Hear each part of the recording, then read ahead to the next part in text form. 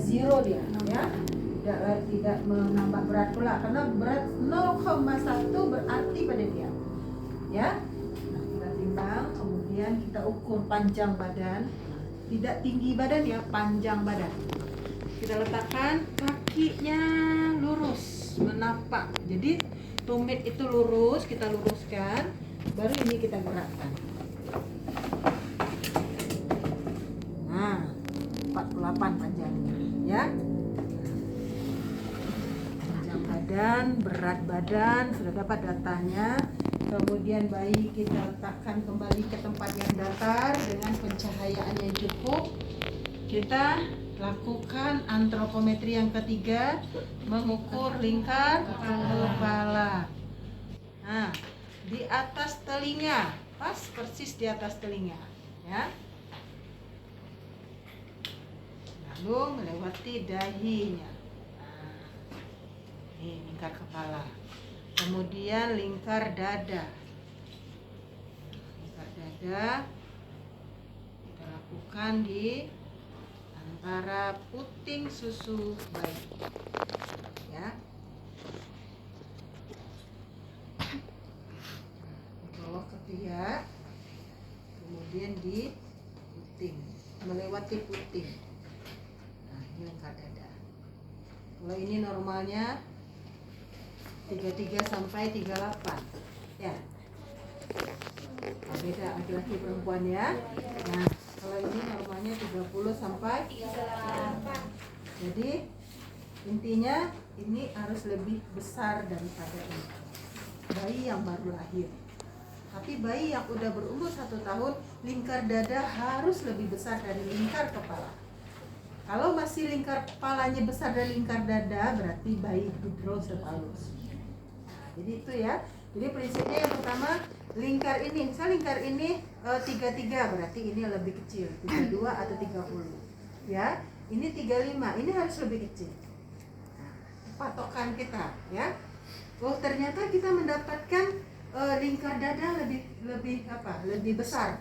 Berarti bayi kita kecil kepala. Itu disebut microcephalus. Nah, itu yang ketiga. Kemudian lingkar lengan. Lingkar lengan ambillah yang bayinya, ya, yang gambar bayinya.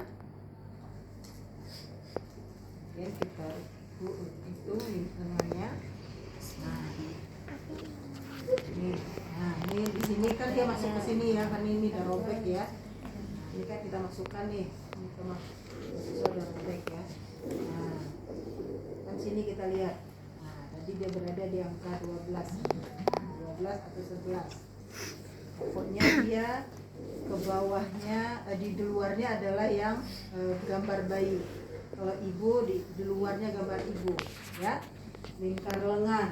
Kemudian antropometri selesai, ya.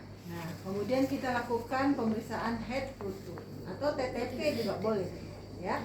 Dia kalau head to toe juga boleh. Terus kalau TTP berarti ya kalau bayi memang head to toe duluan, ya.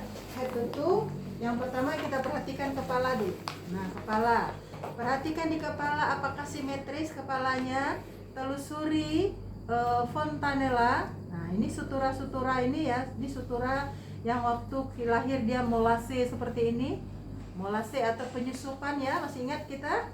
Nah, ini nanti kan kita raba ini sutura fontanella mayor, fontanella minor. Ada 2, ya. Yang mayor yang misalnya besar, di sini ada 1 lagi, ya. Nah, kita perhatikan ada gerakannya di situ. Lalu simetris enggak kepala tulang tengkoraknya. Kalau bayinya dengan lahir seksial cesaria, ibu kira bersih seperti ini kepalanya, ya. Bulat, bagus, karena tidak ada perjuangan. Tapi kalau bayi dengan lahir per vagina, biasanya ini peyang-peyang ini. Ya, tapi itu nanti akan bisa kembali. Itulah gunanya nanti kita bilang sama ibu, bantal bayi harus lunak. Atau kalau misalnya peyang di sini arah ke sini, yang kerasnya arah ke sini. Kalau nenek kita kasih bantal beras, nah kan gitu dikasihnya. Kalau mama yang udah peyang gitu, ya. Kalau dibiarkan ya kayak gitu dia terus. Nah, kan ada nampak kepala orang enggak lurus gitu, ya. Nah, Memang harus diperbaiki. Kesempatan memperbaikinya termasuk kelainan yang kita temukan. Ini kan kelainan berarti kepala keang ya. Lalu apalagi kalau bayi normal biasanya rambutnya sudah jelas ya.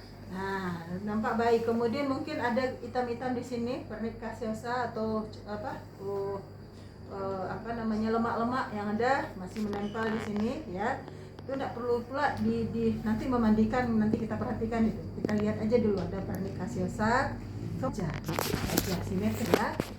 Wajah yang perlu kita perhatikan betul adalah ke apa ya, arah muka. Lalu ini tuh Jeda aja dulu nggak sih? Jeda nggak sih? ya, waktu cari udah janjian. Oke, jadi kita perhatikan kepala ya, kemudian wajahnya simetris atau tidak. Tadi kata ibu yang paling penting ini. Oke, ini wajah ini simetris. Kalau wajah bayi normal itu nampak simetrisnya. Nah, apa yang mau kita perhatikan? Apakah ada kelainan pada wajah ya? Kelainan pada wajah biasanya pada wajah Stephenia yang kita kenal sindrom Down ya. Apa yang biasanya ini jarak ujung mata dengan ini disebut dengan epicanthus. Itu kalau pada sindrom Down itu jaraknya melebar sehingga wajahnya terlihat agak datar. Nah, itu kelainannya ya. Ini jarak ini. Kalau jaraknya simetris atau agak melebar itu nampak itu. Ya, terlihat. Itu dari lahir akan nampak. Lalu perhatikan mata. Nah, itu kata ibu tadi, kalau matanya ada sekret, nah kita bersihkan terlebih dahulu sama kapas. Ambil kapas tadi, kapas yang untuk membersihkan mata ini, kapas gulung ya, kapas gulung. Atau kalau cotton bud juga bisa, tapi itu terlalu keras ya. Kita bersihkan, nah, dari dalam keluar, nah, ya, bersihkan. Nah, setelah itu baru kita perhatikan. Nah, perhatikanlah mata itu, ya, kasih refleks cahaya sekalian. Ini periksa refleks. Head itu nih sekali refleksnya, cahaya. Dia kalau misal kita kasih cahaya berkedip, dia itu refleksnya berkedip. Tapi kalau misalnya dikasih refleks cahaya tenang aja gitu, nah, itu ciri-ciri buta ya. Nah, karena dia hanya bisa melihat cahaya, dia hitam putih ya kan. Nah, jadi kalau dikasih putih cahaya gitu ya, langsung begini ya, itu berarti bagus ya. Nah, lalu perhatikan bintik hitam pada mata, perhatikan simetrisnya mata ya. Lalu gerakan bola mata. Nah, gerakan bola mata kasih dengan cahaya tadi. Kalau misalnya bola matanya ke arah tengah itu strabismus ya. Nah, ya artinya bola matanya geraknya tidak searah. Nah, itu nampak ya. Kemudian perhatikan hidung. Kemudian ada lubang hidung. Perhatikan di hidung ini kita kasih cahaya juga, apakah ada celah di hidung. Celah kita sebut palatoskizis ya. Nah, tapi celah itu akan lebih jelas nanti kita lihat pada rongga kerongkongannya ya.